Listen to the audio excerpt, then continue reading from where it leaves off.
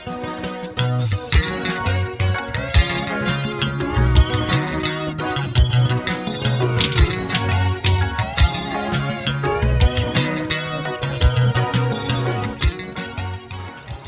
mbukeli ngiphinde ngomangala kwesimanzuni sikulethela zona indaba eyifika ngaso ke isikhathi iLadies House ke isikhiphe ke isinqumo sokuthi ke ilandelise ke ngalabatuli ke ukuthi ke bengabe besafollowa ke noma ke bengabe besalandelwa ke emaphejini abo nezinto ke abazenzayo bengatholi ke uxhaso kubona ke abalandeli ke njengoba ke labaculi ke bathatha ke uhlangothi lakhe ke lapha ke uTamara ke obekhulumela ke wona ke amadoda mbukeli kule list ke mbukeli ekhishiwe lapha ke kuyona ke Ladies House khona kugcwele ke nabalandeli ke asebemkatshubomvu lapha ke emculweni kamaskande namanye ke ama influencers mbukeli nansi ke ilist yabo ke ababaliwe lapha ke kuyona ke iLadies House okuthiwa ke bengabe besasupportwa noma bengabe besalandelwa ke emsebenzini yabo uZakeu kuphinde kube uyena ke uSkhinkili phinde kube uyena ke naye ke lapha ke umthandane umfoko amanqele uMenzi uNjoko